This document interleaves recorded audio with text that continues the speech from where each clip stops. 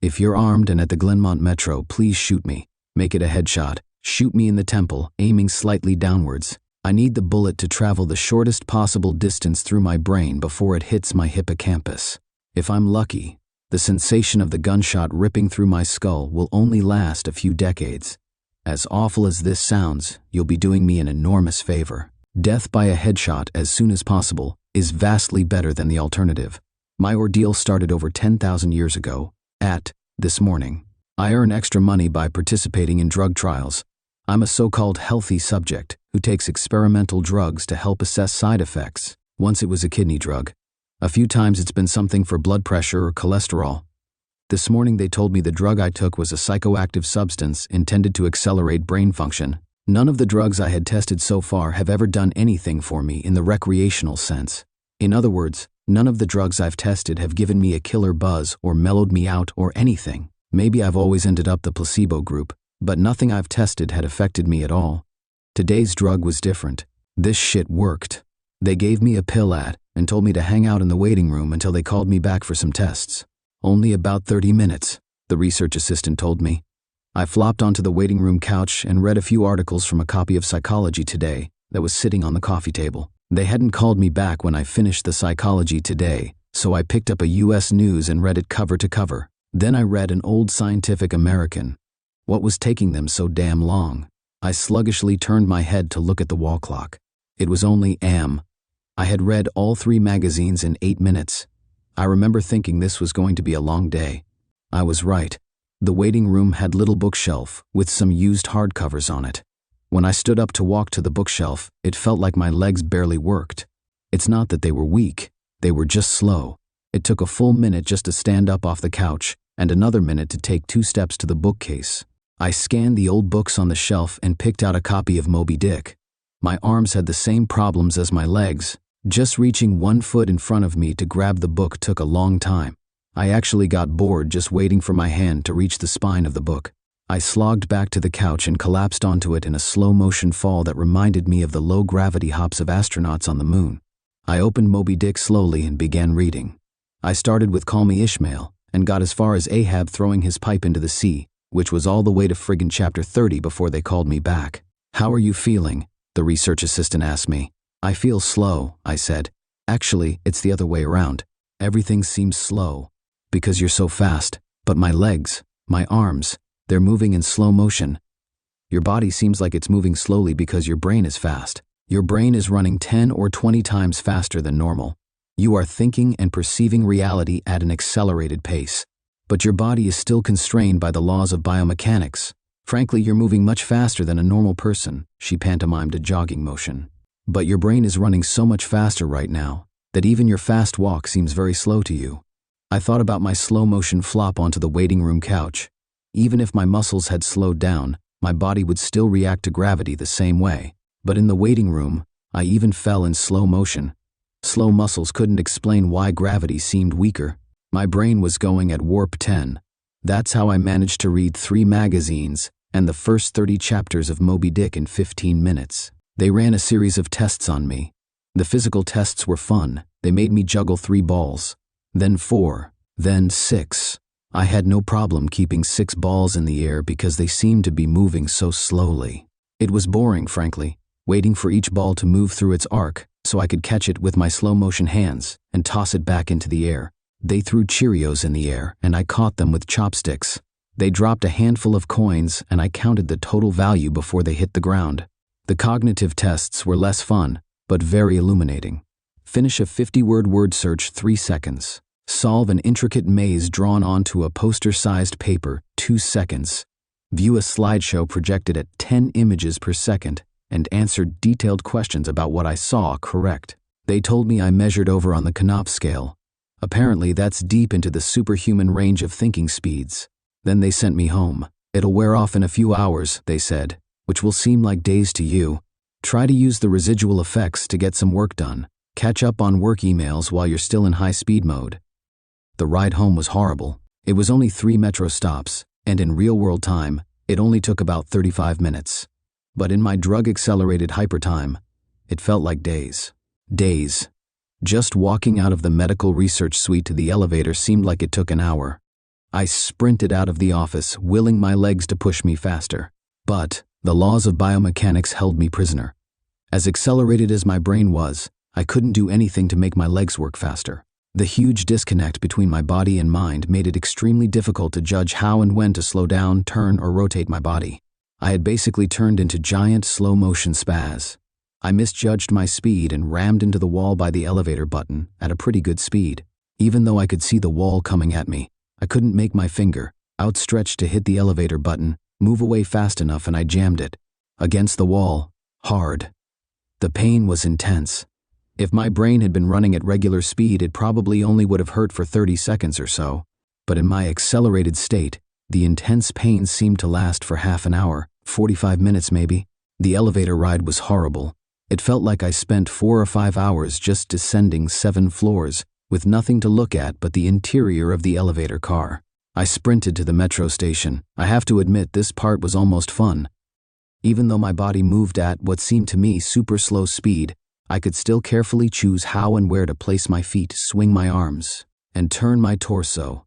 It only took a block or two to getting used to having a brain that ran 24 times faster than my body. Then I basically sprint danced the rest of the way, twisting and juking between people on the sidewalk and dodging moving cars with inches, aka minutes of clearance. I spent an hour, in my time frame, descending into the subway and running to the platform. Endless tedium waiting the 6 minutes for the Red Line train to arrive.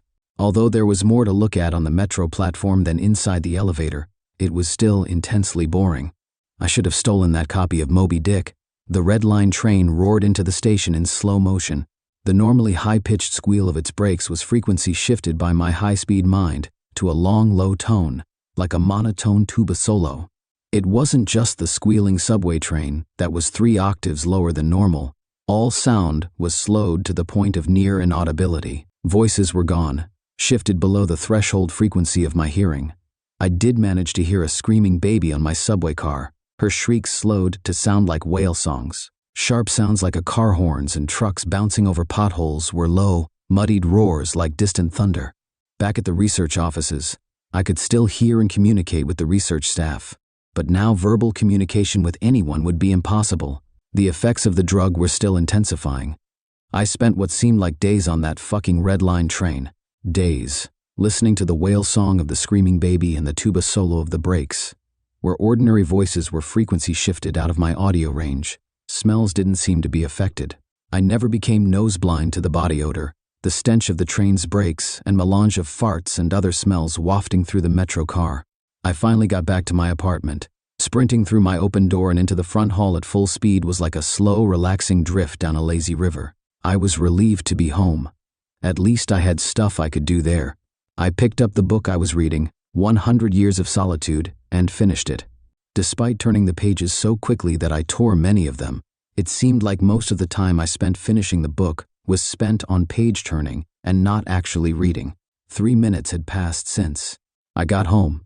I tried surfing the internet. My God, it takes a long time for computers to boot these days, but it was too frustratingly slow. Hours seemingly to load each new page and a fraction of a second to read it.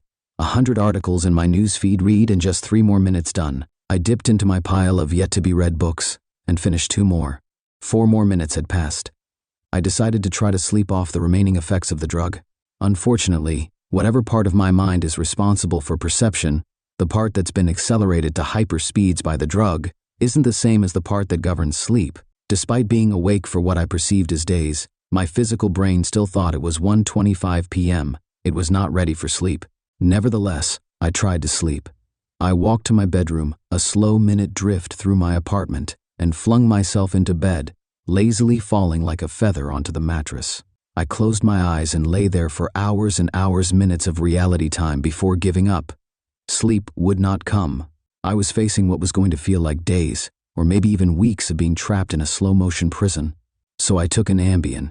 The sensation of the pill and the splash of water I used to swallow it sliding my throat was sickening. A lump that blocked my breathing, moving like a slug down my esophagus. I read a book. 10 minutes had passed. I read another.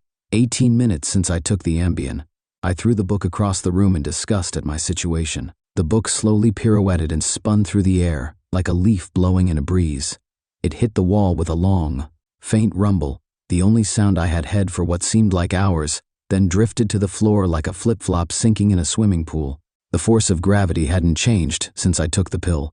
The laws of physics were the same. It was just my perception of time that had gone wackadoo. This meant I could use the speed things seemed to fall as a way of judging the effects of the drug. Based on how long it took the book to drift to the floor, I estimated the effects of the drug were still intensifying. I read a magazine. I turned on the television. I clearly saw each frame of video like I was watching a slideshow. Frustrated, I turned the television off. I read some more. The first 2 books of Churchill's A History of the English-Speaking Peoples. Not exactly a light read. Frankly, I hated it. But given the hours of tedium it would take to go get another book off my bookshelf, just sitting on the couch and reading Churchill was better. Or at least less worse. It had now been 35 minutes since I took the Ambien. I lay down on the couch and closed my eyes. Time passed. I inhaled, a hours-long process. Time passed. I exhaled for more hours. Sleep would not come. I needed a new plan. I decided to go back to the offices where they gave me the drug. Maybe they would have something that could counteract its effects, or at least something to knock me out until it wore off. I exited my apartment as fast as possible, taking hours in my time frame to do so. I didn't even bother locking the door. It would have taken too long. Down the stairs, it's faster than the elevator if you run. Through the lobby, out the front door and onto the street. These few things felt like a long day at the office. Sprinting down the street, dancing and weaving between pedestrians with, what must have looked to them, superhuman dexterity. Down the first flight of stairs at the metro. Across the landing, another hour. Then onto the second flight of stairs. That's when the Ambien hit me. The Ambien didn't make me sleepy, not at all. Instead, it must have had a severe cross-reaction with the experimental drug I took this morning.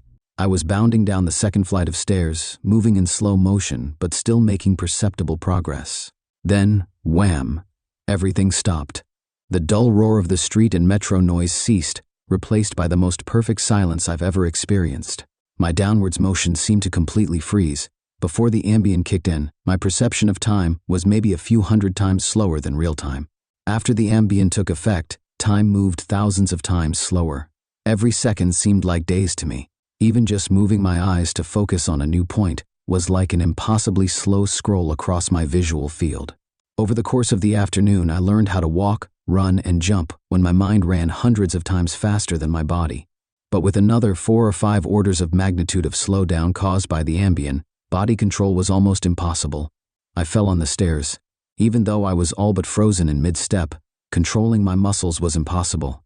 I commanded my foot forwards for hours, then backwards for hours more, when it seemed like I would miss the next step. Hours attempting to adjust the angle of my ankle, then readjusting when it felt wrong. Despite these efforts, I rolled my ankle on the next step. The pain wasn't at all mitigated by the slowness. Hours of increasing strain on my bent ankle. The nerve signals that send pain into the brain must work differently than the nerves in my ear. Sonic energy was spread out over time, diluted until it was imperceptible. Pain flowed into my brain, undiluted by the change in my perception of time. Hours and hours of increasing weight on my turned ankle turned into hours of increasing pain upon increasing pain. I pitched forwards, my high-speed mind completely unable to control my low-speed body. I drifted downwards for days, managing to rotate my torso enough to keep my head from impacting the ground first. I eventually landed on my right shoulder. At first, the impact wasn't even noticeable. Then I felt a slight pressure in my shoulder as it came in contact with the ground. The pressure grew, bringing increasing pain, for hour upon hour. My shoulder finally gave out, popping out of its socket with an endless sickening tug. I came to a stop days later, crumpled onto the ground, staring at the ceiling.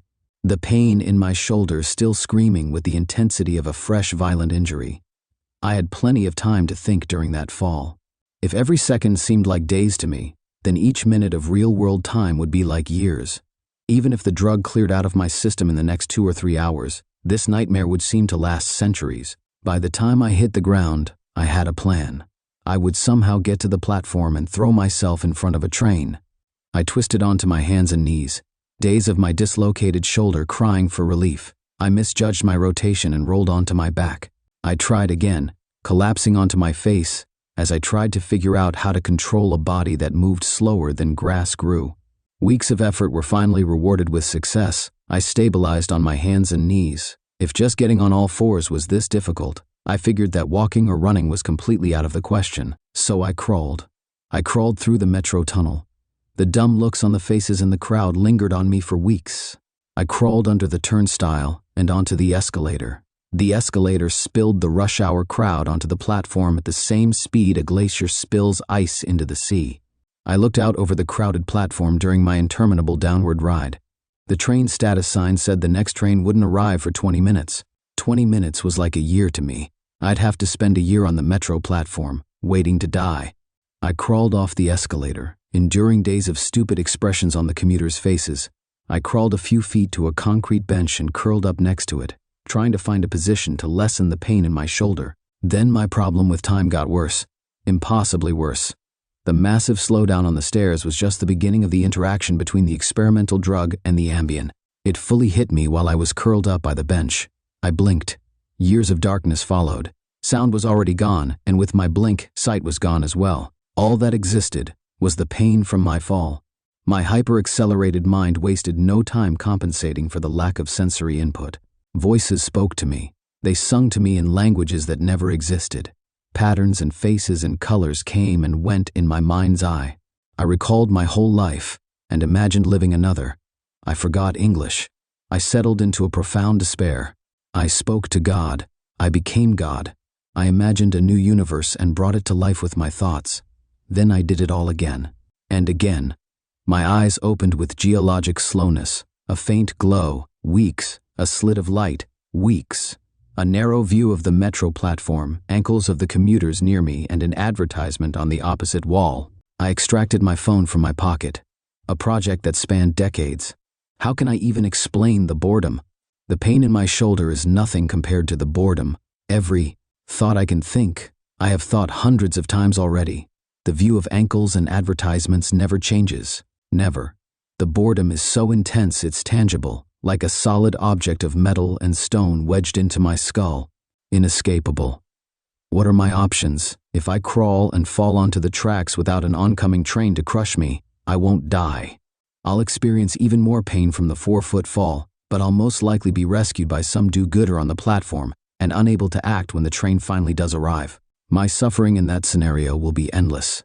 So I wait for the train, so I can throw myself under it. When it finally hits me, I will experience the pain of being ripped to pieces for centuries, until finally, the light of life leaves my brain, and my experience ends. I've lived hundreds of lifespans at the foot of this bench. I am far older in spirit than any human who has ever lived.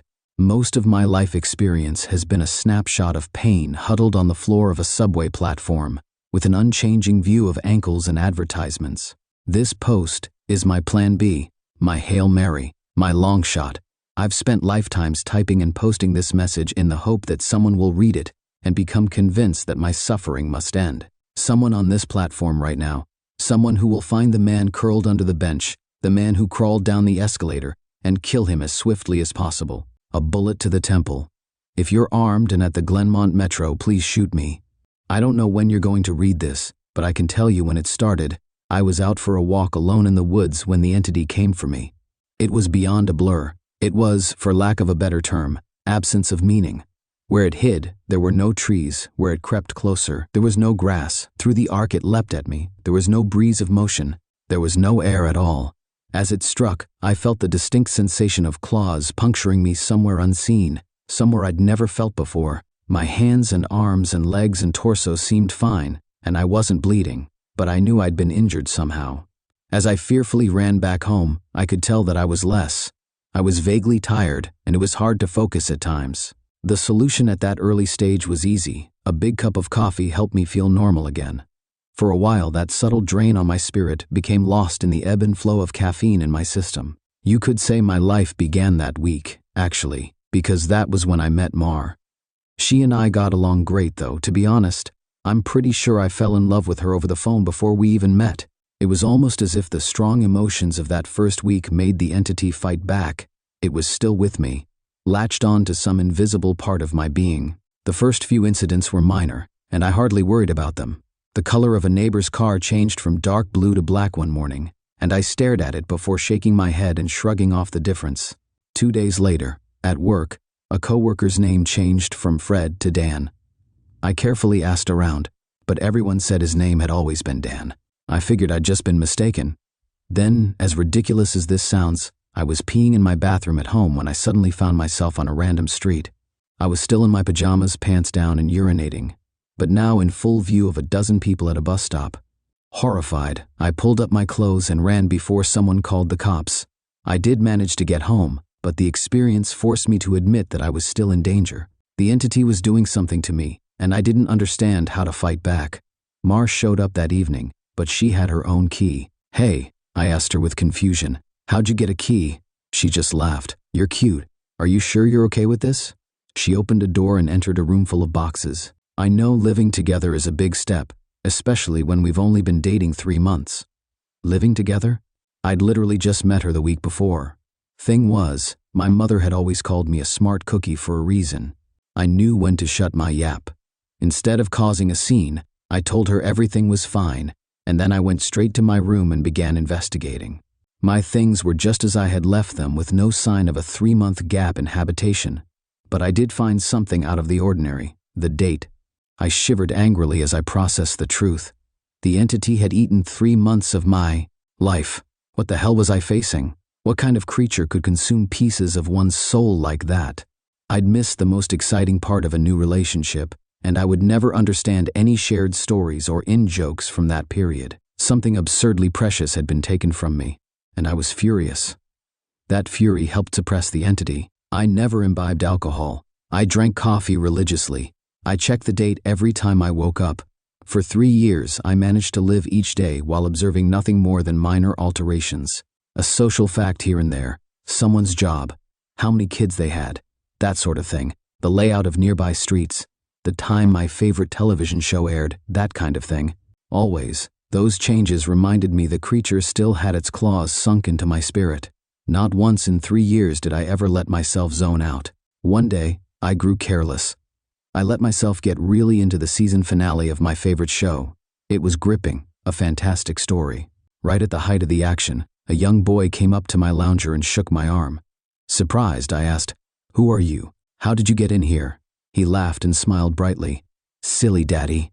My heart sank in my chest. I knew immediately what had happened.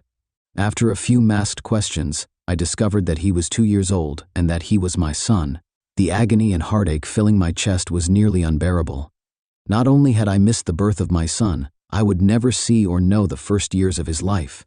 Mar and I had obviously gotten married and started a family in the time I'd lost, and I had no idea what joys or pains those years contained. It was snowing outside. Holding my sudden son in my lap, I sat and watched the flakes fall outside. What kind of life was this going to be if slips in concentration could cost me years? I had to get help. The church had no idea what to do. The priest didn't believe me and told me I had a health issue rather than some sort of possession. The doctors didn't have any clue. Nothing showed up on all their scans and tests, but they happily took my money in return for nothing. By the time I ran out of options, I decided to tell Mar. There was no way to know what this all looked like from her side. What was I like when I wasn't there? Did I still take our son to school? Did I still do my job? Clearly I did, because she seemed to be none the wiser. But I still had a horrible feeling that something must have been missing in her life when I wasn't actually home inside my own head. But the night I set up a nice dinner in preparation, she arrived not by unlocking the front door, but by knocking on it. I answered and found that she was in a nice dress. She was happily surprised by the settings on the table. "A fancy dinner for a second date? I knew you were sweet on me." Thank the Lord I knew when to keep my mouth shut. If I'd gone on about being married and having a son, she might have run for the hills. Instead, I took her coat and sat down for our second date. Through carefully crafted questions, I managed to deduce the truth. This really was our second date. She saw relief and happiness in me, but interpreted that as dating jitters. I was just excited to realize that the entity wasn't necessarily eating whole portions of my life. The symptoms, as I was beginning to understand them, were more like the consequences of a shattered soul. The creature had wounded me, broken me into pieces. Perhaps I was to live my life out of order, but at least I would actually get to live it. And so it went for a few years, from my perspective. While minor changes in politics or geography would happen daily, major shifts in my mental location only happened every couple months. When I found myself in a new place and time in my life, I just shut up and listened, making sure to get the lay of the land before doing anything to avoid making mistakes. On the farthest flung leap yet, I met my 6-year-old grandson, and I asked him what he wanted to be when he grew up. He said, writer. I told him that was a fine idea. Then I was back in month 2 of my relationship with Mar, and I had the best night with her on the riverfront. When I say the best, I mean the best. Knowing how special she would become to me, I asked her to move in. I got to live through what I'd missed the first go-around, and I came to understand that I was never mentally absent. I would always be there, eventually. When we were moving her boxes in, she stopped for a moment and said she marveled at my great love, as if I'd known her for a lifetime and never once doubted she was the one. That was the first time I'd truly laughed freely and wholeheartedly since the entity had wounded me. She was right about my love for her, but for exactly the reason she'd considered a silly romantic analogy. I had known her my whole life, and I'd come to terms with my situation and found peace with it. It wasn't so bad to have sneak peeks at all the best parts ahead, but of course I wouldn't be writing this if it hadn't gotten worse. The entity was still with me. It had not wounded me and departed like I'd wanted to believe. The closest I can describe my growing understanding was that the creature was burrowing deeper into my psyche, fracturing it into smaller pieces. Instead of months between major shifts, I began having only weeks. Once I noticed that trend, I feared my ultimate fate would be to jump between times in my life, heartbeat by heartbeat, forever confused, forever lost. Only an instant each time meant I would never be able to speak with anyone else, never be able to hold a conversation, never express or receive love. As the true depth of that fear came upon me, I sat in an older version of me and watched the snow falling outside. That was the one constant in my life. The weather didn't care who I was or what pains I had to face. Nature was always there. The falling snow was always like a little hook that kept me in a place. The pure, emotional peace it brought was like a panacea on my mental wounds, and I'd never yet shifted while watching the pattern of falling white and thinking of the times I'd gone sledding or built a snow fort as a child. A teenager touched my arm. "Grandpa, eh?" He'd startled me out of my thoughts, so I was less careful than usual. "Who are you?" He half grinned, as if not sure whether I was joking. Handing me a stack of papers, he said, "It's my first attempt at a novel. Would you read it and tell me what you think?" Ah, of course. Pursuing that dream of being a writer, I see. He burned bright red. Trying to, anyway. "All right, run off. I'll read this right now." The words were blurry, and annoyed, I looked for glasses I probably had for reading. Being old was terrible, and I wanted to leap back into a younger year, but not before I read his book. I found my glasses in a sweater pocket and began leafing through. Mar puttered in and out of the living room, still beautiful, but I had to focus. I didn't know how much time I would have there. It seemed that we had relatives over. Was it Christmas? A pair of adults and a couple kids I didn't recognize tromped through the hallway, and I saw my son, now adult, walk by with his wife on the way out the door. As a group, the extended family began sledding outside. Finally, I finished reading the story, and I called out for my grandson. He rushed down the stairs and into the living room. "How was it?" "Well, it's terrible," I told him truthfully. "But it's terrible for all the right reasons. You're still a young man, so your characters behave like young people, but the structure of the story itself is very solid." I paused. I didn't expect it to turn out to be a horror story. He nodded. "It's a reflection of the times. Expectations for the future are dismal, not hopeful like they used to be." "You're far too young to be aware like that," I told him. An idea occurred to me. "If you're into horror, do you know anything about strange creatures?" "Sure. I read everything I can. I love it." Warily, I scanned the entrances to the living room. Everyone was busy outside. For the first time, I opened up to someone in my life about what I was experiencing. In hushed tones, I told him about my fragmented consciousness. For a teenager, he took it well. "You're serious?" "Yes." He donned the determined look of a grown man accepting a quest. "I'll look into it, see what I can find out. You should start writing down everything you experience. Build some data. Maybe we can map your psychic wound." "Wow. Sounds like a plan." I was surprised. That made sense, and I hadn't expected him to have a serious response. "But how will I get all the notes in one place?" "Let's come up with somewhere for you to leave them," he said, frowning with thought. "Then I'll get them, and we can trace the path you're taking through your own life. See if there's a pattern." For the first time since the situation had gotten worse, I felt hope again. How about under the stairs? Nobody ever goes under there. Sure. He turned and left the living room. I peered after him. I heard him banging around near the stairs. Finally, he returned with a box, laid it on the carpet, and opened it to reveal a bursting stack of papers. He exclaimed, "Holy crap." But of course, being a teenager, he didn't really say crap. Taken aback, I blinked rapidly, forgiving his cussing because of the shock. Did I write those? He looked up at me with wonder. Yeah, or you will. You still have to write them and put them under the stairs after this. He gazed back down at the papers, then covered the box. So you probably shouldn't see what they say. That could get weird. That much I understood. Right, he gulped. There are like 50 boxes under there, all filled up like this. Deciphering these will take a very long time. His tone dropped to deadly seriousness. But I will save you, Grandpa. Because I don't think anyone else can. Tears flowed down my cheeks then, and I couldn't help but sob once or twice. I hadn't realized how lonely I'd become in my shifting prison of awareness until I finally had someone who understood. Thank you. Thank you so much. And then I was young again, and at work on a random Tuesday. Once the sadness and relief faded, anger and determination replaced them. After I finished my work, I grabbed some paper and began writing. While the weeks shifted around me, while those weeks became days and then hours, I wrote every single spare moment about when and where I thought I was. I put them under the stairs out of order. My first box was actually the 30th, and my last box was the first. Once I had over 50 boxes written from my perspective, and once my shifting became a matter of minutes, I knew it was up to my grandson to take it from there. I put my head down and stopped looking. I couldn't stand the river of changing awareness any longer. Names and places and dates and jobs and colors and people were all wrong and different. I'd never been older. I sat watching the snow fall. A man of at least 30 that I vaguely recognized entered the room. Come on, I think I finally figured it out. I was so frail that moving was painful. Are you him? Are you my grandson?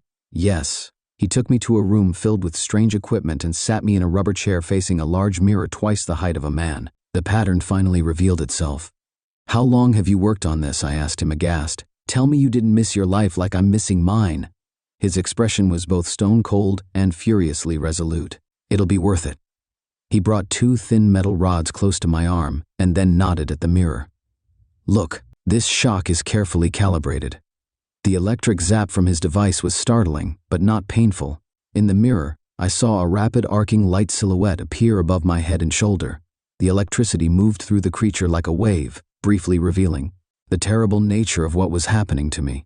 A bulging leech-like mouth was wrapped around the back of my head, coming down to my eyebrows and touching each ear, and its slug-like body ran over my shoulder and into my very soul. It was a parasite, and it was feeding on my mind.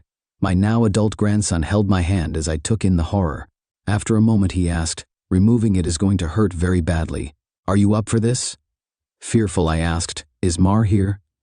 His face softened. No, not for a few years now. I could tell from his reaction what had happened, but I didn't want it to be true. How? "We have this conversation a lot," he responded. "Are you sure you want to know? It never makes you feel better." Tears brimmed in my eyes. "Then I don't care if it hurts or if I die. I don't want to stay in a time where she's not alive." He made a sympathetic noise of understanding, and then returned to his machines to hook several wires, diodes, and other bits of technology to my limbs and forehead. While he did so, he talked. "I've worked for 2 decades to figure this out, and I've had a ton of help from other researchers of the occult. This parasite doesn't technically exist in our plane. It's one of the lesser spawns of S, and it feeds on the plexus of mind, soul, and quantum consciousness reality. When details like names and colors of objects changed, you weren't going crazy. The web of your existence was merely losing strands as the creature ate its way through you. I didn't fully understand. I looked up in confusion as he placed a circlet of electronics like a crown on my head, in exact line with where the parasite's mouth had ringed me. What's S? He paused his work and grew pale. I forgot that you wouldn't know. You're lucky, believe me. After a deep breath, he began moving again and placed his fingers near a few switches. Ready? This is carefully tuned to make your nervous system extremely unappetizing to the parasite, but it's basically electroshock therapy. I could still see Mar's smile. Even though she was dead, I'd just been with her moments ago. Do it. The click of a switch echoed in my ears, and I almost laughed at how mild the electricity was.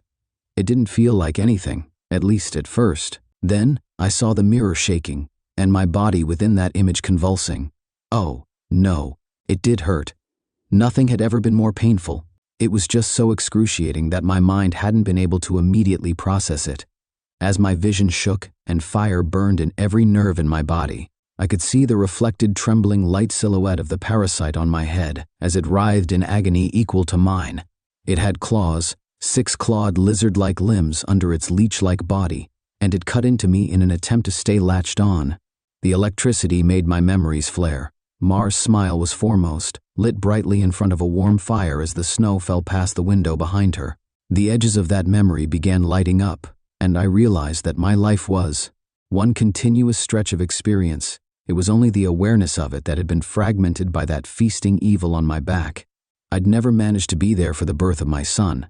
I'd jumped around it a dozen times, but never actually lived it. For the first time, I got to hold Mar's hand and be there for her. No. That moment had shifted seamlessly into holding her hand as she lay in a hospital bed for a very different reason. Not this. God, why? It was so merciless to make me remember this. I broke down in tears as nurses rushed into the room. I didn't want to know. I didn't want to experience it. I'd seen all the good parts, but I hadn't wanted the worst part, the inevitable end that all would one day face. It wasn't worth it. It was tainted. All that joy was given back 10,000-fold as pain. The fire in my body and in my brain surged to sheer white torture, and I screamed. My scream faded into a surprised shout as the machines and electricity and chair faded away. Snow was no longer falling around my life. I was out in the woods on a bright summer day. Oh God. I turned to see the creature approaching me. It was the same absence of meaning, the same blank on reality. It crept forward, just like before, but this time, it hissed and turned away. I stood, astounded at being young again and freed from the parasite. My grandson had actually done it. He'd made me an unappetizing meal, so the predator of mind and soul had moved on in search of a different snack. I returned home in a daze, and while I was sitting there processing all that had happened, the phone rang. I looked at it in awe and sadness. I knew who it was. It was Marjorie, calling for the first time for some trivial reason she'd admit 30 years later was made up just to talk to me. But all I could see was her lying in that hospital bed dying. It was going to end in unspeakable pain and loneliness. I would become an old man, left to sit by myself in an empty house, his soulmate gone long before him. At the end of it all, the only thing I would have left, sitting and watching the falling snow. But now, thanks to my grandson, I would also have my memories. It would be a wild ride no matter how it ended. On a sudden impulse, I picked up the phone. With a smile, I asked, "Hey, who's this?" even though I already knew. Author's note. Together, my grandfather and I did set out to write the tale of his life. Unfortunately, his Alzheimer's disease progressed rapidly, and we were never able to finish. He's still alive, but I imagine that, mentally, he is in a better place than the nursing home. I like to think he's back in his younger days, living life and being happy, because the reality is much colder. It's snowing today. He loves the snow. When I visited him, he didn't recognize me, but he did smile as he sat looking out the window. I've been blind since birth. As I grew up, everything was described to me in such vivid detail that I didn't even realize why it was that important to see, especially having no reference point to compare it. We lived in a single-floor ranch house. That's what Father told me. In my mind, of course, I could see, although unlike how a sighted person could. I had spatial awareness. I knew where my bedroom was, where the bathroom, living room, and kitchen were. Each wall had its own texture. I don't know if that was done on purpose, or if I could feel things others never noticed. I rarely fell over. Only if Father, or one of the visitors, put something somewhere they shouldn't have. It was usually the visitors, and Father would shout. They visited infrequently, and only briefly when they did. Father said I shouldn't speak to them, that it unsettled him. He'd worry when I saw something he didn't, saw it with my ears or by touch. Ellie was the first. She seemed very sweet. She asked me my name and why my face was so messed up. She was in the living room. I could hear where she sat from her breaths. Harsh nasal sounds, as if her nose was blocked. When Father had a cold, he'd always breath through his mouth. Big labored breaths, as he wasn't used to it. When people mentioned my face, I always touched it, trying to work out why it was so strange to them. When I asked if I could touch theirs, there was always a pause. I guessed sighted people never did that. Why would they need to? When I asked Ellie if I could touch her face, she reluctantly agreed. But moments later, Father entered the room and asked me who I was speaking to. I told him, nobody. He would always punish me when I spoke about them. I think it scared him. He'd take my arm and march me off. I'd be knocked off balance and disoriented, to the point where when he finally set me down, my hands would frantically search my surroundings until I knew where I was. It was usually my bedroom, though every now and then he'd leave me outside in the middle of nowhere. That was the worst. I would be lost and scared. He told me about the road that ran in front of the house and explained that the sounds I heard were cars, that they'd kill me if they touched me. Those sounds were my only means of recognizing my surroundings. I waited until I heard one, and then knew which way to run back to the house. I heard Ellie that evening. She whispered to me, saying she was scared. I whispered back, but she didn't hear. I asked Father about Ellie. He didn't want to talk about her. I asked him why. He didn't reply. When I told him that she asked about my face, he asked me how I responded. I told him I wanted to touch hers. He laughed, though I knew he wasn't happy. I could hear the difference. When you laugh for pleasure, your mouth is wide open. When you pretend, your mouth is almost closed. To me, the difference is obvious. It wasn't until I was older that he explained. He said we lived in a special place, connected to the other world, that sometimes dead people slip through, people who died in pain and wanted to reach the living. He explained that because I couldn't see, I was able to tune into that they knew I was listening when others weren't. He said I had to ignore it, otherwise, he told me, they'd latch on and never leave me. All the dead want is to be alive again, he said. It was dangerous, and they would trick me. He said he knew how to deal with them, but he couldn't help if they became attached to me. Alex appeared to me a few years later. She told me she was lost and didn't know where she was. I told her I wasn't allowed to speak to her. Still, she pleaded for help. I kept quiet, knowing what would happen if I said anything. Did you speak to them? Father asked. Though I was upset, I told him no. I wished I could help her. I knew what it was like to be lost, and it scared me. Alex didn't whisper to me at all. I'd ignored her, and she ignored me. Father saved me, and I was thankful. After Alex, I knew what I needed to do, so I did it. The spirits stopped bothering me after that, for a very long time. That was until Sarah appeared. Sarah didn't give me a chance to be quiet. I was on my own, sitting in the living room and listening to the television. Help, she said. I need to find a way out. I stayed silent. You can hear me, can't you? She asked, surprised. I'm not allowed to speak to you, I told her. Please, she begged. I'm scared. I'm lost. I want to see my daddy. I gripped the arms of the chair and told her I wasn't allowed.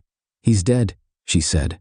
I didn't answer. Your father is dead, she said again. I wasn't going to fall for it. I heard banging from around the room as things began to fly and the shelves began to shake. Stop it, I shouted, and it did. Please help me leave, she said. I wasn't going to talk to her. I did the only thing I thought would help. I unlocked the front door, hoping she'd run out and get lost, just like I would do. When I heard from her no more, I locked the door and sat back down.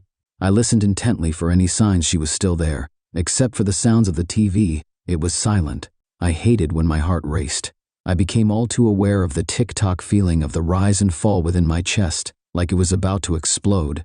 When I heard my father's voice, I screamed. Son, he said, I need your help. I think I'm dying. I did what he told me to do. I didn't speak. If he did die, he'd never leave me. Instead, I raced out into the open air and shouted for help.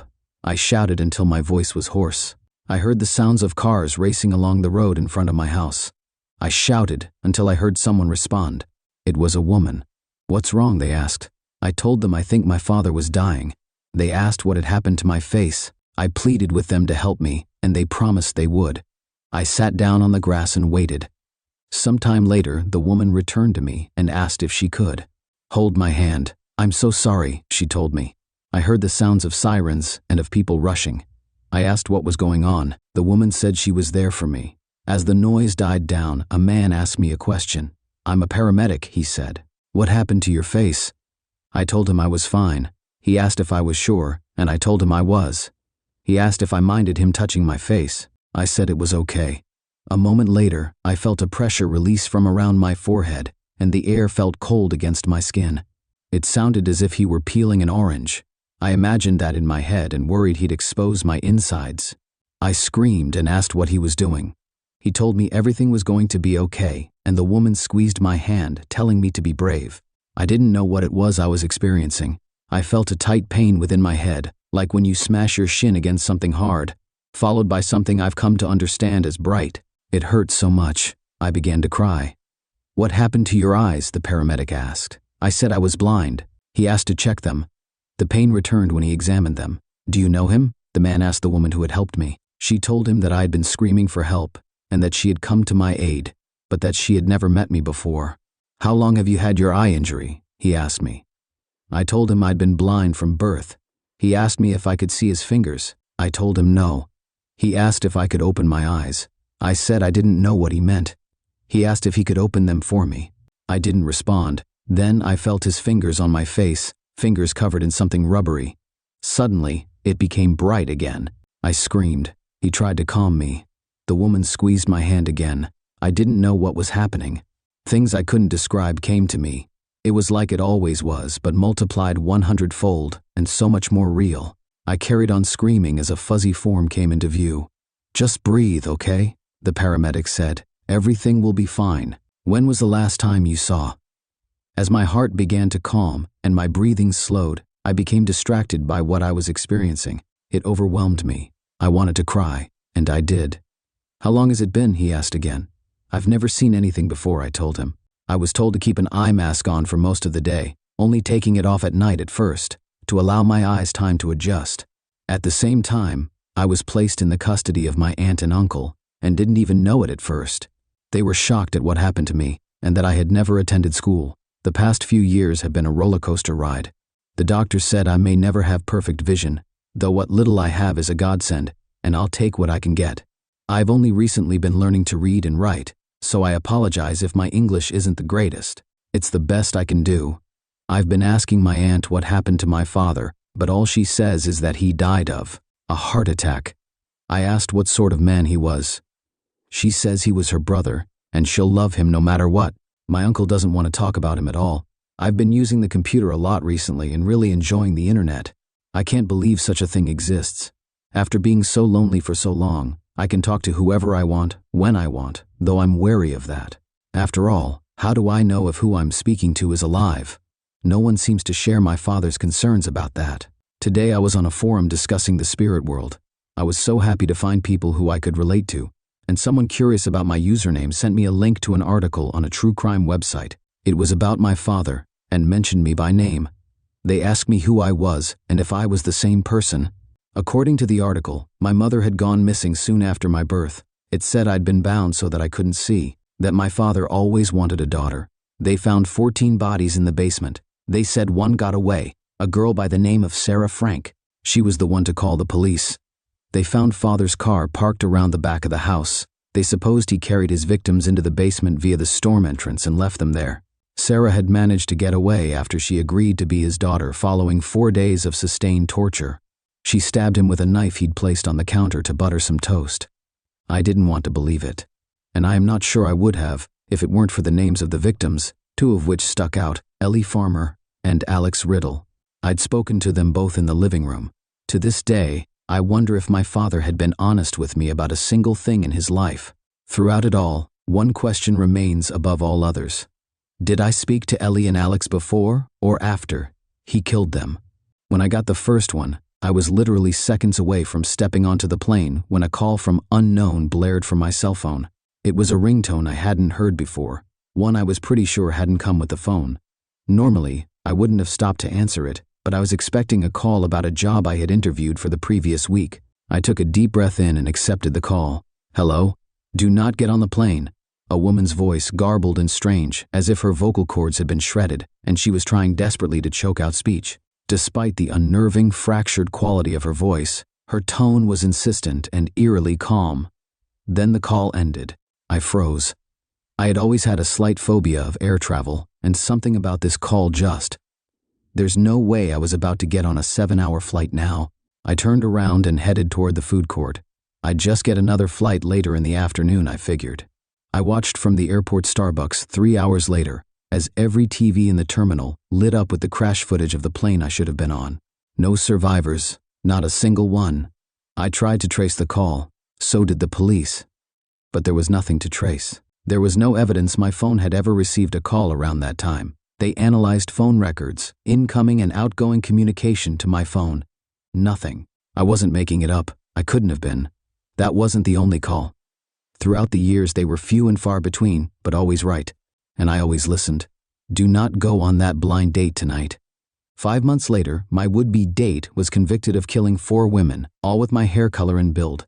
Found them in a shallow grave about feet from the diner he offered to take me to. Do not drive to the concert tonight. 18-wheeler lost control and plowed into a line of cars. Every driver crushed. Every driver killed.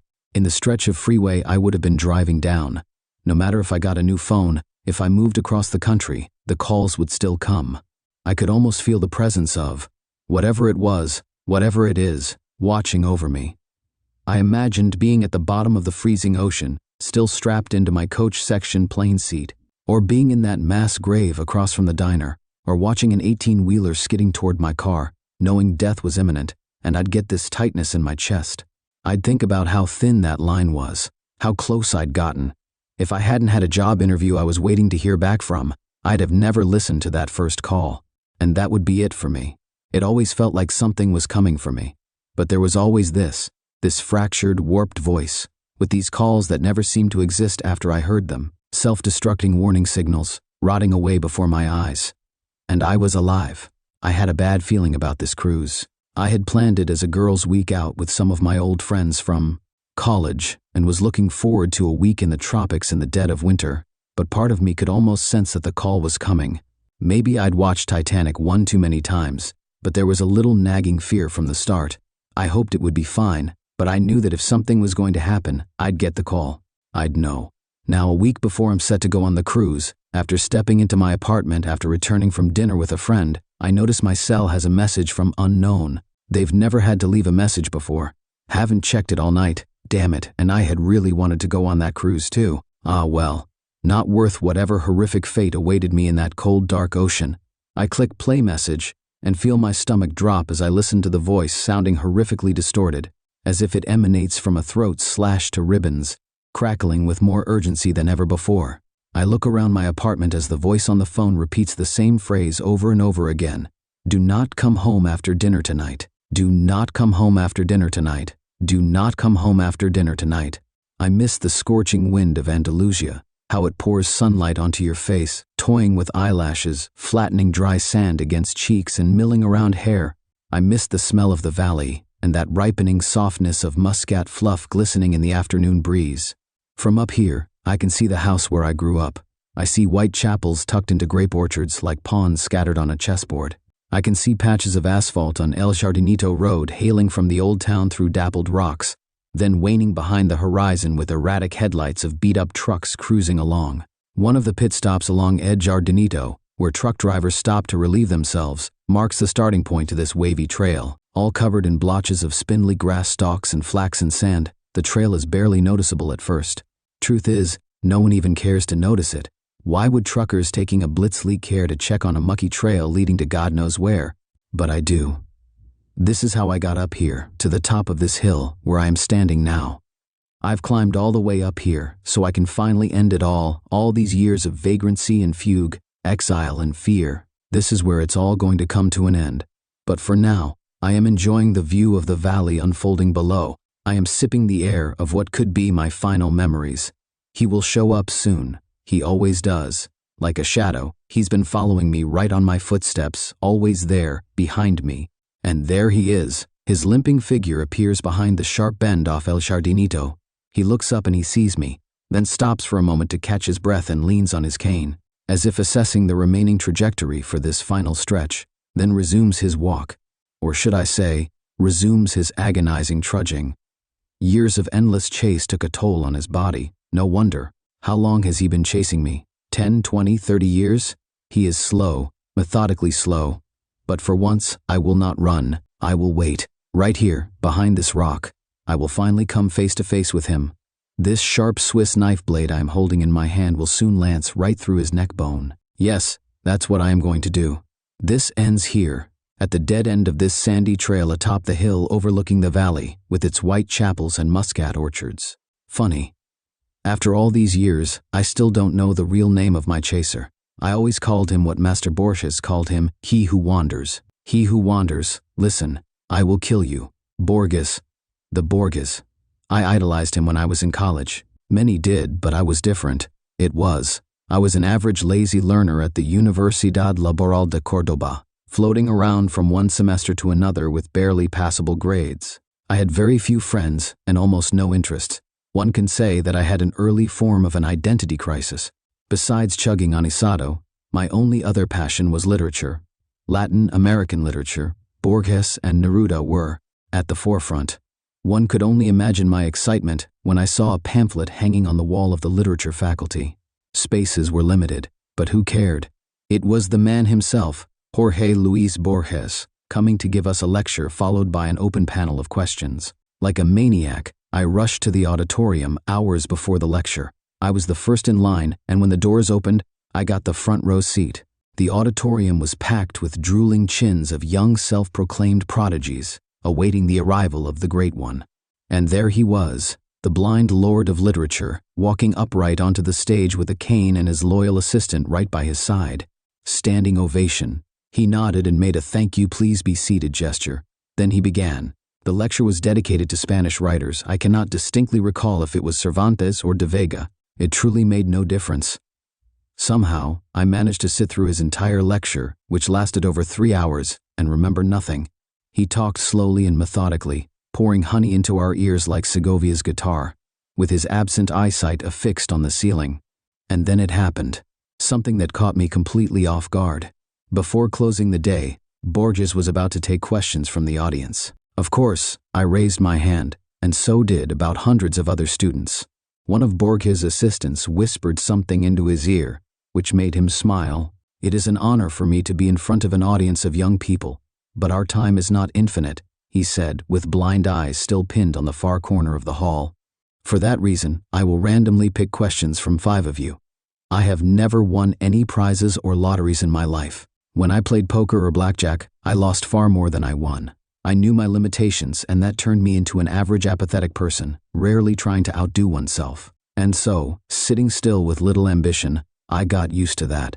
Until that moment. When I saw Borges pointing his finger in my direction, that came as nothing short of a shock. Me? "Yes, young man. Señor Borges picked you. Step forward and introduce yourself," said his assistant. I did not know what to ask, so I quietly mumbled my full name. Fernandez Agustin Navarro Borges shifted his gray-shaded pupils in my direction, as if reacting to a sudden buzzing of a fruit fly. "Fernandez Agustin Navarro. Navarro. Haven't I met you once before, young man?" he asked. "No, Señor Borges. I never had the honor. But you will. We will meet again, Señor Navarro. You and I will meet again. But for right now, what is your question?" The rest of the day was foggy. I don't even remember what question I asked. It must have been about him winning the Prix International, not sure, and maybe not important. No, not important at all. The greatest writer in the history of mankind called me by name, and then that bizarre, unreal thing he said about us meeting again. When? 9 years later. And there I was, a somewhat promising journalist in one of London's somewhat scandalous tabloid newspapers. Every week my name was featured on the second page, alongside with celebrity chronicles and vile rumors. My paycheck was decent enough for a small studio flat by Manchester Square. After years of having been pent up by directionless studies, you could say I became something more than an average. Or at least that is what I believed. That day, it was early October. Arguably the best season in London began as usual. I ate my chic breakfast consisting of 2 scrambled eggs, ham, toast, and dark roast coffee at Barrymore's Diner, and was ready for a pleasant walk to the office. It was shortly after a.m., and I was in no hurry. My route was the same as it was every day: past the square, right turn on George Street, left turn on Thayer, another right on Marylebone. My thoughts that morning were all preoccupied with the piece I was working on, so I was slowly making my way through the square when something caught my eye, or rather, someone. At first, I did not pay much attention to him, no more than I did to anybody else who idled at the square that morning. Hippie rascals with soiled hair playing guitar on every corner was a common theme in those days, and London town was certainly no exception. So here was another one of those misunderstood love proclaimers, sitting right behind the gated area of the square. Striped worn-out jacket, heavy cap, sandals with clots of woolen socks sticking out. A common hippie bum, as anyone may have thought. I thought so too, except this one had something that made my intestines churn. I didn't know what it was, but once I saw him, I felt the irresistible urge to instantly walk away and never see him again. The way he looked at me, that gloomy frown that made me think of a line from Oscar Wilde. That fellow's got to swing. There certainly was something outer-worldly about that fellow. His eyes, as if carved from a rock below his forehead, were mercilessly drilling thousands of tiny holes through me. I added pace. As I turned back one last time, I noticed him slowly walking towards me, past the gates of the square, onto the street, paying no attention to screeching tires of honking cars. Walking right towards me. He's just a bum. No, he is not. Just another one of those unwashed hippies. No, run, run, run. George Street was empty like in post-war bombed quarters. I could hear my brisk footsteps. Or was it the drubbing of my aorta against the chest? He was catching up. Run? Don't be silly. Yes, run. First slowly, as if you're trying to not show your chaser that you're scared. No, not scared. More like in a hurry. Why am I running? I can take him out with one punch. But it really wasn't about that. It was my first experience of that feeling, which I can only describe as some sort of primordial sense of fear, panic, dread, unexplained sense of looming doom arching above you like a dark figure with a scythe. I ran. I ran faster than my feet could move. As I turned the corner on Thayer, I paused and looked back, fearing to see him right behind. Scrambled eggs, toast, and dark roast coffee were about to make their way back up through my esophagus. Wiping the sweat off my palms onto my pants, I bent forward in a protective position and looked around. Empty windows of George Street were checking me out like a toddler witnessing parent in a cowardly act. Whoever that man was that incensed me into this uncontrollable panic, he was now gone. Shame on you, Fernandez Augustin, I repeated to myself, while making futile attempts to enthrall palpitation to subside. Shame on you, I mumbled, repeating that word. Mumbling turned into whistling that song by Magic Lanterns. Shame, shame. I whistled, acting calm and self-composed. I sang without knowing words, only to convert my mind to something else. I sang so others wouldn't notice me shaking. I climbed the stairs of my office building, 3 at a time. 3rd floor. The familiar smell of typography oils calmed me down. Safe heaven. Shame on you, Fernandez Augustin Navarro. Even now I question myself whether my journey to madness began on that day, or was it underway for many years. Madness that creeps in and recedes in tidal waves. Is that how it usually happens? All I know is that an hour later I was laughing at my little moment of weaknesses. Preposterous and rubbish, my thick Andalusian twang spoke to me. The idea of being fully checked out by a specialist did cross my mind, and I immediately thought of Dr. Patel in Camden Town. He'd give me a comfortable medical diagnosis like a panic attack and prescribe some white pills, I thought. Little did I know that the day had more surprises in store. The unnerving script development continued in a more eerie fashion when my boss marched to my desk with a pack of printed paper. No, Navarro, you are not going to see Dr. Patel in Camden Town, who will make a judgment call on your insanity. Instead, you are going to do an article on Jorge Luis Borges's new book. He is making his presentation today at London Public Library, and blah blah blah. I forgot about the panic attack. The thrill of seeing Master Borges again, 9 years later, was surreal. Moments later, I was sitting in a cab on my way to the London Public Library, scribbling all possible questions I should be asking him. El Informe de Brody? Other books? Forget it. I knew very well what I would ask. I paid the cab and galloped up the marble stairs leading to the hallway, where the master was about to hold his new book presentation. I elbowed myself through the crowd of journalists to occupy the coveted front row spot. Quick inventory check, wallet, J-sack along with the omnipresent Swiss knife. Seconds tick leisurely on my wristwatch. 4 more minutes. Forget this morning's sickness. Forget Dr. Patel. Collect yourself. Fernandez Augustin Navarro. That's your last name, isn't it?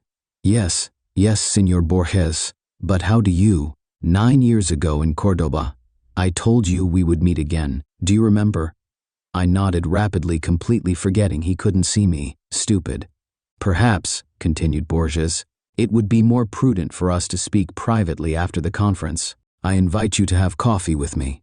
You like Colombian coffee, Mr. Navarro? I shall see you precisely at o'clock at the address that my assistant will provide. His blind eyes were still affixed at the top far corner of the hallway, far above all the congested, sharp-penciled critics and arduous followers of his divine writing. The attention was now all on me, as revealed by hundreds of photo flashes from behind. I thought of all the explaining that I would have to do tomorrow. How does Borges know you? Are you friends? You were raised in Cordova. Are you his illegitimate son? Back then, I did not know. Answers came later. Memory is a tricky animal. As I gaze over the valley and satiate my lungs with familiar smells, I cannot think of anything specific. Vague and elusive memories of my childhood home. And these orchards, these white chapels and the old town itself, nothing but an incomprehensible sensation somewhere down there, below the chest cage. I close my eyes and let the sun twirl around with tinted specks of mosaic light. I am trying to focus without looking. Alas, nothing comes to mind. I've been robbed of my memory. You! I cast my eyes at the trail again. He is closing in. It's hard for him to walk upward, and yet I see that determination in his eyes, in his tight grip of that wobbly walking stick, in the way he periodically stops to catch his breath and eyeball the remaining distance. I am not going anywhere. 5, 10 more minutes? Come and take me, old man. If you can. I almost see his facial expression under the heavily pronounced frontal lobe. It's a grin. It's an expression that says, "We shall see." Once I read an interview in the Morning Times. In it, Borges was portrayed as extremely humble and minimalistic. His house was depicted as a perfectly organized space with easy access to everything. Books on the shelves, judging from the admiration of the columnists, there were lots of them, were organized by theme and by title. Dictionaries and encyclopedias were grouped together on the same rack so he could find them easily. In another article, dated 1966, I read that when Borges travels, and those travels were quite extensive, he carries a whole rack of books along, some of which may not even be read. When I entered his hotel room, that very book rack was the first thing that caught my eye. I stood perplexed at the multitude of titles, most unknown to me, when I heard the door swing wide open. And there he was entering through the doorway with a leisurely swinging cane. "Ah, Signor Navarro, how kind of you to visit this old man." I took a step towards him and produced some gibberish like, "Pleasure is all but mine." He half smiled and pointed his hand to the chair. "I know you will quite enjoy the taste of Colombian dark roast." Borges sat down and leaned slightly backwards without releasing his cane. "Do you know the biggest advantage of being blind?" he asked, and answered immediately. "Blind don't need light, so my utility bills are way lower." He laughed at his own joke only to be interrupted by his assistant carrying a tray of aromatic coffee poured in 2 small porcelain cups. Amazing how the very idea of drinking coffee instantly changes your mood before you even take your first sip. As I was readying to go on a pre-scripted monologue of expressing my gratitude and honor, Borges jumped right into the action.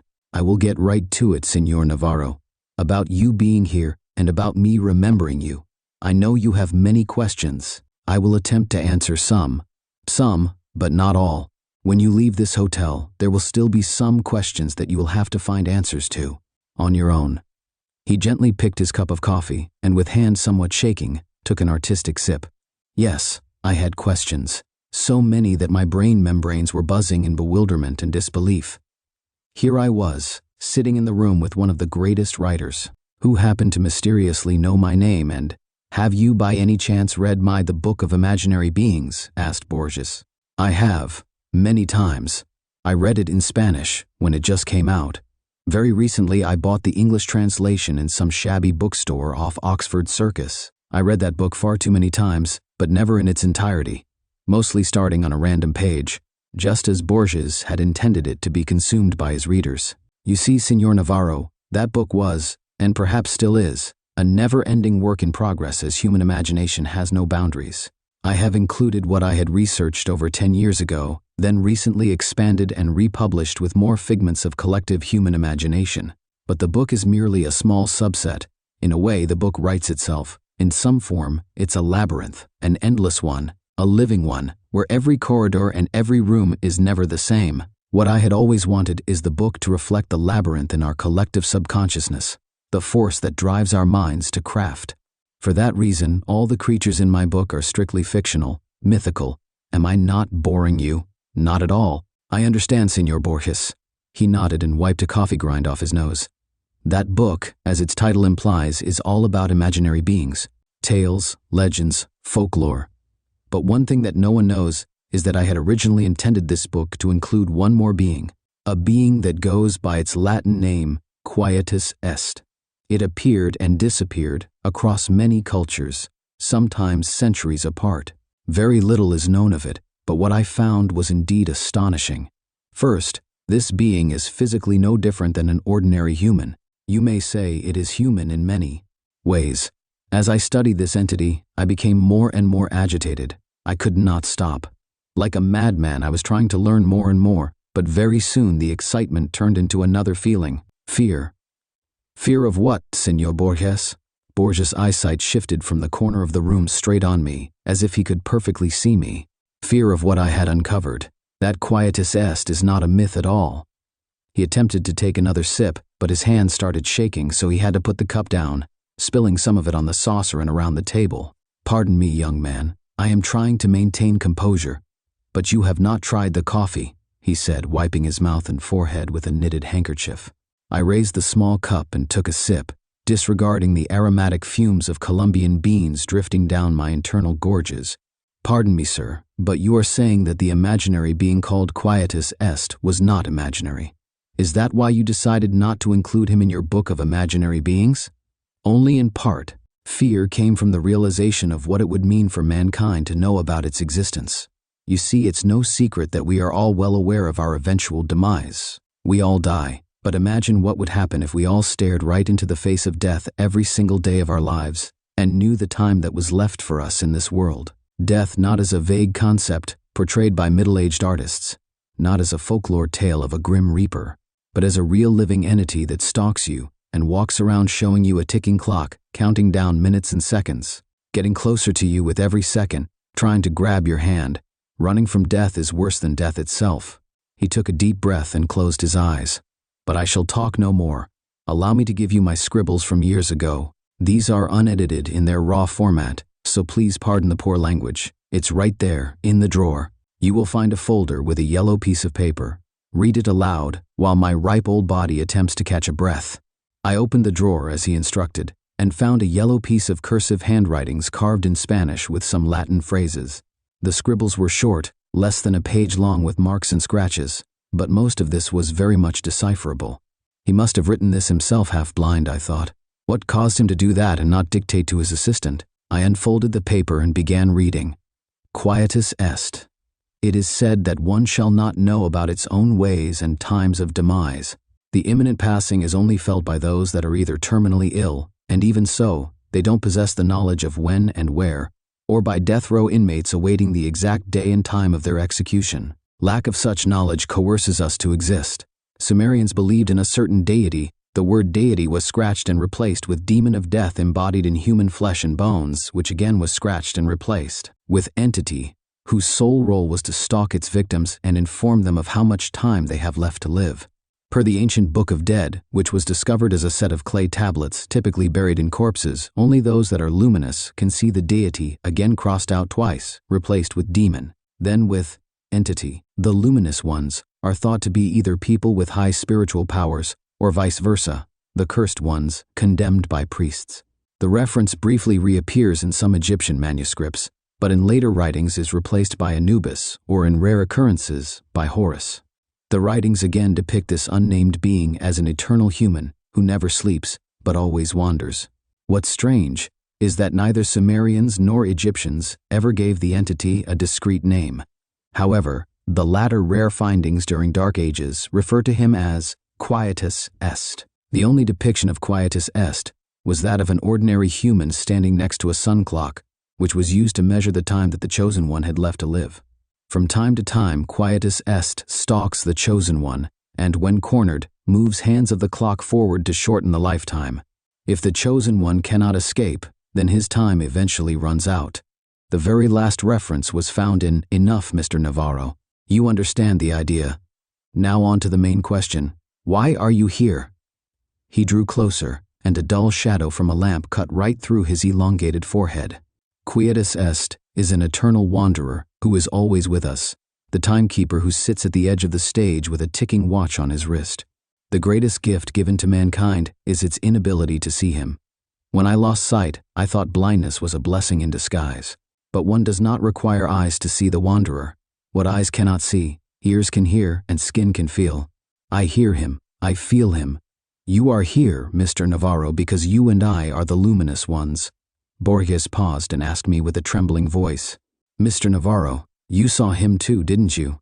Cold shivers that had been accumulating in my lower back rushed up my spinal cord in millions of explosions.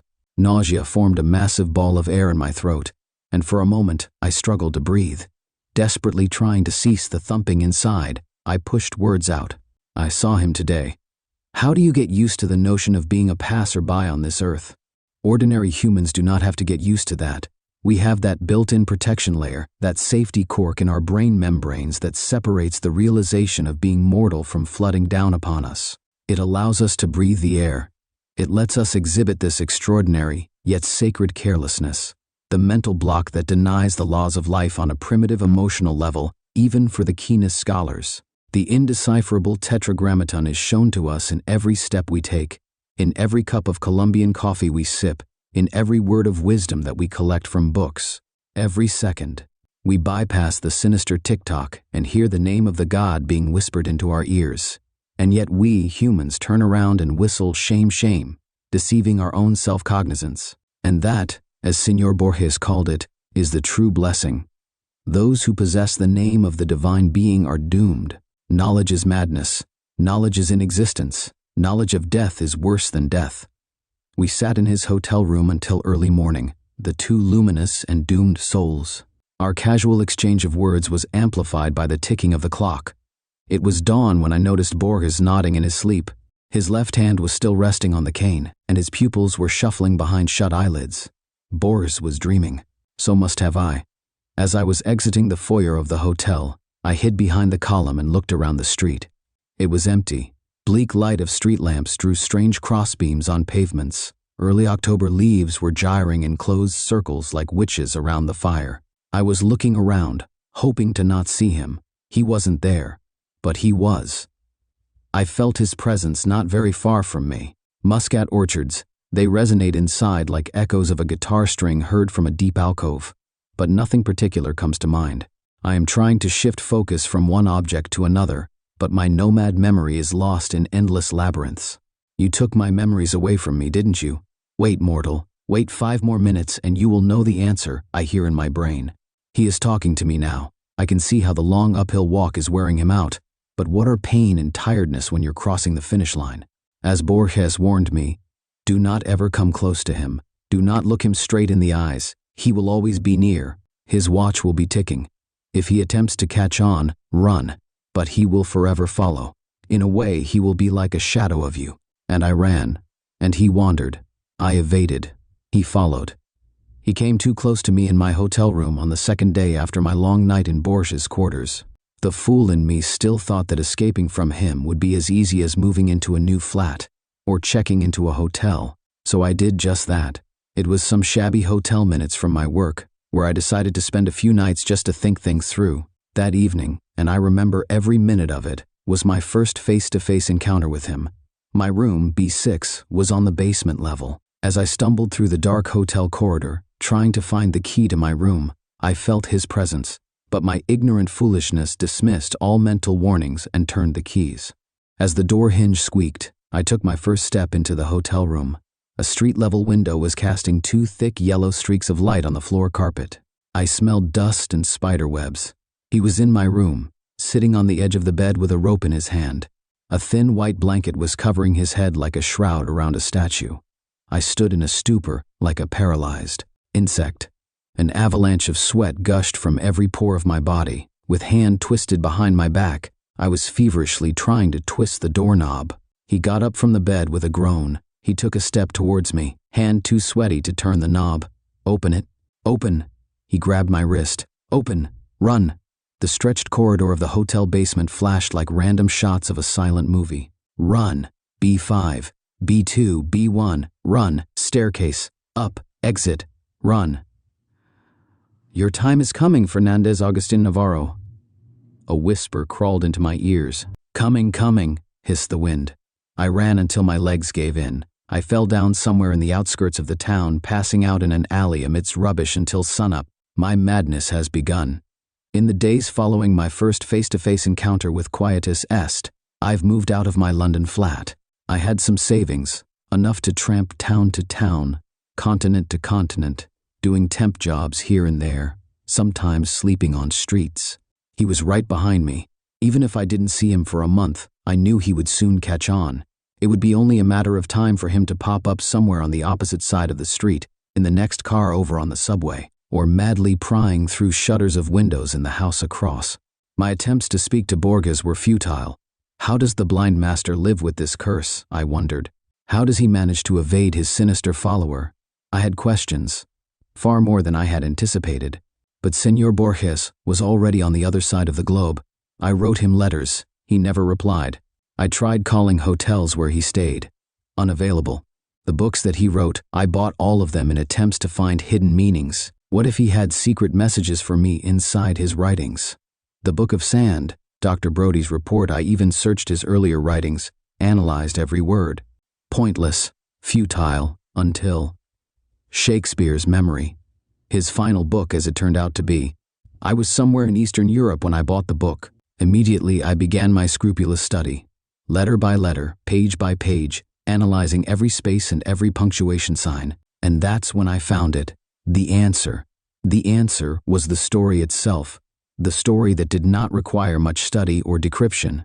All I had to do was read it. I knew I had to come face to face with quietus est like Borges did, but not before having to go through the life of an exile.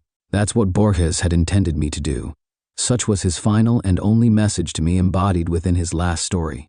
A story written for the public, but intended for my eyes only. The story was that the protagonist receives memories of Shakespeare, memories that overwhelm him, overpowering his own. He forgets modern-day cars and engines, instead remembering faces and names from some distant past, memories he has never known, memories that belong to another man. In a way, he will be like a shadow of you, Borges told me that night. Slowly but surely, my shadow was becoming me. That's why I can only vaguely remember you, my childhood home. Him or me, no more running. It ends here. Few more minutes, I say to myself as I look at the watch. There he is. He is out of breath, beaten, tired, and bent by the weight of his own arid body. One last push, old man, and we will meet. I am hiding behind the rock. His footsteps on gravel and sand, I can tell them from any other footsteps in the world. His breathing, wheezing and crackling. I am counting to 5. He knows where I am, but he is too tired to take that last step. Let me take that step for you. I'm staring at his face, wrinkled like leaves of an ancient scroll. Time's up, quietus est, I am telling him. He is not fighting back, and my Swiss blade finds a comfy spot below his Adam's apple. I am going to finish him now. Popping sounds are coming out from his flabby throat. What are you trying to tell me, old man? Let me hear your last words. I am easing the pressure to let him talk, but the sounds that come out, not words, but laughter. You are confused, he says. You've got it all wrong. Let me help you understand. I'm letting him sit up. He is coughing blood. One wrong move and he's dead. He wipes the blood off his lips and nods in understanding.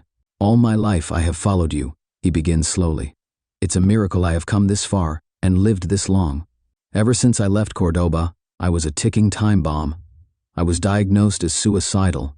Doctor after doctor, therapies, specialists, prescription, yoga, I have tried them all. Some helped for a while and the disease subsided, but then trolled back with a new, stronger wave. It's this disease that nests here, and he points to his head, forcing me to look for a way to end my own life. It all began in London, on that morning when I was sitting on the bench in the middle of that square, feeling the disease gnawing on my brain. My first attempt was in that hotel, room B. I sat on the bed in that dark room for hours with a rope in my hand and a blanket over my head. Death opened the door and stood above me in the darkness of the room. Oh, how I wanted my pain to end, but it was not meant to be. Not then, not there. I had to live on. Ever since that day, it was a cat and a mouse game between us. I'd chase death, and death would always slip away. Until now.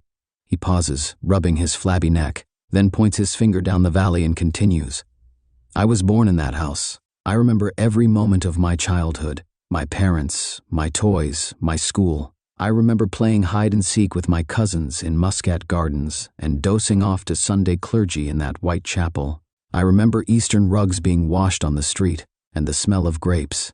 My name is Fernandez August Navarro, and you have no true name, but they call you Quietus S. One of my least favorite parts about being a middle school history teacher is the bullshit living history assignments we give at the end of every school year. Kids are supposed to sit with their grandparents and videotape, voice record, or transcribe their oldest memories for posterity, and for an easy way to bring up their GPA. I have been doing this for 17 years, and when I collected the projects this time around, I assumed they would be as dull, if not duller than usual. This had not been a particularly bright class, so I went home, poured myself a glass of wine, and prepared for a long night of, I only owned 2 pairs of pants when I was your age, and my brother got beat with a newspaper for hitting a baseball into a neighbor's yard. And of course, these projects were peppered with innocent, old-person comments that were so horribly sexist and racist you just had to laugh. Now, I had a girl in my class whom I will call Olivia. She was pudgy, quiet, and proved herself a consistent B student. I expected her project to be as unremarkable as her, and perhaps that's why I was so profoundly disturbed by what I witnessed that night. Olivia had submitted 2 discs for some reason, so I began with the one marked interview. My screen hiccuped twice before a grainy image of a living room came into view. The place was a hoarder's hell. Olivia was curled up in an armchair clutching a notebook and looking like a scared animal. Across from her sat a man with a somber countenance, smoking a cigarette and staring at her expectantly. "Go ahead," a woman's voice whispered from behind the camera. Olivia's owlish eyes flashed towards the screen, then back to the man. "I am here with my great-uncle Stephen," she began almost inaudibly. "He's going to tell us about his oldest memories from being in the army." Great-uncle Stephen looked like he'd rather be in a goddamn trench at the moment, but he waited patiently for the questions to begin. Not surprisingly, Olivia read verbatim from the suggested questions sheet I had handed out to the students. He answered her curtly. Once or twice I heard her mother whisper, "Speak up, Olivia," from behind the camera. Typical boring shit, so I was intrigued when Olivia set down the notebook and asked, "Did you like being in the army?" That was totally off script. Great-uncle Stephen emitted a chain-smoker's wheeze. "Nope. Glad to get out of my town, though." "Where did you go?" "Balkans." "Uh-huh," she said. I doubted she knew what the Balkans were, and my suspicion was confirmed when she asked, "Was Balkis very different from here?" "Yes." Mom cleared her throat from behind the camera, perhaps encouraging Great-uncle Stephen to be a little more forthcoming. But Olivia seemed genuinely interested. "Uncle Stephen," she asked, "what is your very worst memory from the army?" The old man crushed his cigarette in the ashtray and then slowly lifted himself out of his chair. "I'll be back," he mumbled. The camera cut. Off. When the screen flashed back on, everything was the same, except Great-uncle Stephen had several pieces of paper in plastic sleeves laid atop all the crap sitting on his coffee table. One he held in his hand. "I was a kid when I enlisted," he said, looking at Olivia. "Your brother's age," he told her. Olivia nodded. "I never saw combat. Both of my deployments were to cities in Eastern Europe that had been destroyed by civil wars. Everything was a mess. I felt like a janitor for fuck's sake." Mom coughed. Great-uncle Stephen sighed and looked at his paper. "My unit was assigned to a school that had been obliterated by all the violence. Broken windows, caved-in rooms. And for some reason, the part that got to me the most was that the school had been like this for years before we got there. No one had lifted a finger to fix it. I saw kids walk by it on their way to go beg for money or whatever shit they did." The camera dipped towards the floor as I heard Mom whisper harshly at Great-uncle Stephen. I couldn't make out what she was saying, but it wasn't hard to imagine. "Do you want to hear this goddamn story or not?" I heard him bark in response. "Then you better let me tell it how I want." "Mom," Olivia chimed, "please stop interrupting. Are you presenting this in front of the class?" "No, Mom, we're just handing it in to the teacher. I'm sure he's heard the word shit before." Great-uncle Stephen contributed helpfully. I wasn't a he, as a matter of fact, but other than that, the statement was accurate. The camera was lifted, and after a couple of blurry focus adjustments, the shot was the same as before. I'm talking too much anyway," he grumbled. He lifted the piece of paper in his hand close to his face. "In the basement, I found this letter. I didn't know what it said, but I had a buddy of mine translate it. So I'm going to read it now, and then I'll tell you what I saw in that basement." A chill ran down my spine. Mom zoomed in to Great-uncle Stephen and his letter. His palsied hands trembled as he held up the paper. This is what he read. "Dear Sir, I never loved my country. So many of these skirmishes are born from patriotism, a power struggle for the shards of a once great empire. But I do not care what name my home has on a map.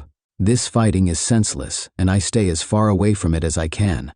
It was not these attacks and disorganized violence that took the lives of my wife and child. It was illness. Mercifully, it happened quickly for the baby. Naja suffered for longer. I watched in horror knowing I could do nothing for them. My only solace is that I was there for them every step of the way. I stopped going to work one day, and no one came after me. I doubt they noticed I was gone. Since the school was simply across a field, visible from my window, it would have been easy to go for a few hours each day and come home quickly to care for them. But what was the point? All I did was clean floors. I was as useless to the world as I was to my family. I tried to take Naja to the hospital, but the journey was too long and taxing. I brought her home and she died that night. After Naja and the baby were gone, well, I don't remember much. I didn't leave my hovel, barely ate and slept, thought many times of taking my own life. Tempting though it was, I felt paralyzed by my own helplessness. The one thing that kept me sane was my radio. I never turned it off once. Even though I didn't listen to the words being said, in fact, the channel I got the clearest was in English, I think, which I don't speak a lick of. But the voices, the music, and the true knowledge that life existed beyond this violent city sustained me. I have no idea how much time passed before I saw the light of day again. I was dizzy from hunger, so finding food was my priority. My radio came with me, of course. Since I first holed myself up, it has gone everywhere with me. It talks to me as I sleep and as I wake. I don't know what it's saying, but I know I would die without it. Once I had some water and food, it occurred to me that the only thing left to do was go back to work. So I did. The following morning, I simply returned to the school where I was a janitor and got back to work. Nobody made a big deal out of it. Like I said, Naja had been sick for a long time, and those who worked at the school knew it. I appreciate that no one had pestered me to come back to work during the hardest days of my life. The teachers never said much to me, but we smiled at each other in the halls, and that mutual respect was perhaps the reason I decided to come back at all. The place had gone to the dogs without me, so I simply grabbed my broom and rags from my closet and set to cleaning. Everyone is grateful to have me back, I know. And the best part is that nobody minds my radio. I bring it with me everywhere and keep the volume low enough not to disrupt the students. No one has ever complained. In fact, I suspect they like it. The schoolhouse is not very big, but does require a lot of maintenance. The floors are always sticky and stained, so I spend most of my time mopping. Kids make messes, I guess that's why I'm still in business. Sometimes I have to move things around to make sure I get every spot on the floor beautiful and clean, but I take pride in that. And the repairs. The school always needs tune-ups here and there, and I am happy to help. Some days I'm reconstructing a desk that broke as I whistle along with the radio. Other times I handle more serious, structural issues. Days when I have work like this, I feel truly instrumental, like a cog in a larger machine. How could this school survive without me? It took me a long time, but I once again feel that I have purpose. There is a larder behind the school that is full of preserved food. In lieu of payment, I am allowed to take as much food as I need. That arrangement is fine. What would I do with money anyway? I used to bring the food back to my home, just one field away from the school, but when I started sleeping in the basement, no one seemed to notice. This school is special to me, and I cannot leave it unguarded. When I am besieged with memories of my wife and baby, I turn up the volume on the radio to drown out such thoughts. It works for me every time, except this morning, because this morning I woke up to dead silence. I frantically examined the radio to see what had happened. I honestly cannot tell you how many days in a row I have been using it. Did it simply live out its life and die naturally? I have spent the entire day trying to fix it. Most of this time I have been crying. I am losing my mind without it. I have given myself until sundown. If I cannot fix it by then, I am going to take my life. I am writing this because the sunlight is starting to die, and I know what my fate shall be. I have thought about taking one last walk through the halls of my school, saying goodbye to the students and teachers. I know I will be missed, but I cannot bring myself to leave this room. I cannot go anywhere knowing that my radio is dead in here. There are no more tears in me. It feels now like I can't catch my breath. I've vomited what little food I had in my stomach, and I am growing dizzy again, like I did after Naja died. I am not long for this world, but before I take my life, I have closed the door to this room and stuck a chair beneath the handle. It is the only room in the basement and has a small casement that lets in just enough light for me to see what I am doing. If anyone is kind enough to come looking for me, they should not be met with this gruesome sight. Perhaps they will see the door is blocked, smell my rotting body, and simply forget I ever existed. But I have placed both my radio and this note outside the door. Kind sir, If you are reading this, I have one humble request. Please fix it. Save my radio. It did not deserve to die in its sleep, and I am ashamed that I cannot revive it. Now I am ready to join Nadja and little Ludmilla in heaven. I hope this school can find another janitor who loves and cares for it the way I do. The hour is now. Do not forget my radio. Stanislav. When Mom zoomed back out, Olivia had tears in her eyes. Thank you for sharing, Uncle Stephen, Mom said, her voice choked. I think we have enough. Wait, Olivia chirped. He said there's more. What did you find? Before Great Uncle Stephen could open his mouth, the image disappeared. My jaw dropped. Was that it? What did Great Uncle Stephen see? I promptly remembered that there was a second disc. This one was unmarked, but I hoped it contained the rest of the interview. There was no video, only audio. The voice that started up was Olivia's. Hi, Miss Jarity. I'm sorry about my mom, but she refused to record the rest of what my uncle was saying. But I asked him to continue and secretly recorded the story as a voice memo on my phone. I remember you said earlier this year that history is written by the people who win wars. She sucked in a breath and commenced crying. But everyone's history is important, even if they are sad, pathetic people, and even if they never won a single thing in their life. I haven't slept through the night since I finished this project, but you have to hear what my uncle has to say. There were tears in my eyes, too. The sincerity of her words was beautiful. I was also flattered that she had remembered some trite phrase I threw around because it was what my history teachers said to me. Before I got too sappy over it, the audio began again. Fine, came Mom's frustrated voice. If you want to hear the rest of the story, fine, but this is not appropriate for a school project. Let me finish. Great Uncle Stephen snapped. If it's too much for you, help yourself to a snack in the kitchen. But Olivia wants to know what happened. I heard her mother mumble something and walk away. Olivia and her uncle were alone. I imagined her looking at him expectantly. So did you find the radio, or did it get ruined when the school got blown up? He rasped, and I heard the distinct click of a lighter. That letter, he began slowly, had a date on it. What date? She inquired hungrily. It was dated 2 weeks before we started rebuilding the school. Didn't you say the school had been destroyed like 2 years ago? Yes, replied Great Uncle Stephen. It had been. There was silence as I felt goosebumps on my arms. The images that came to my mind were almost too overwhelming to express. But Great Uncle Stephen put them into words effortlessly. Clearly he had spent his whole life thinking about it. This man, this Stanislav, went to a vandalized, falling-apart schoolhouse and cleaned up blood and rubble like it was spilled drinks and dust. He smiled at dead bodies in the hallway and believed they were smiling back at him because they liked his radio. He moved around corpses so he could sweep the ground under them. The roof was half collapsed, so when it rained, he must have gotten soaking wet but was so oblivious that he didn't even feel a thing. I could hear Olivia crying steadily. I found the larder he was talking about. It was all pickled, preserved food that probably tasted like shit. Most of the stuff was moldy. Did you see the dead body? Yes, hanging from the ceiling, but still amazingly lifelike. He wasn't rotting away. This hadn't happened years ago. Did he look peaceful? She asked, a chord of desperation in her voice. Couldn't tell you. The smell was rank, and his face was blue and his eyes were bulging. Like this. I imagined him demonstrating. And the radio? Olivia wept. I heard Great Uncle Stephen take a long drag of his cigarette. It was there, all right, and it was still on.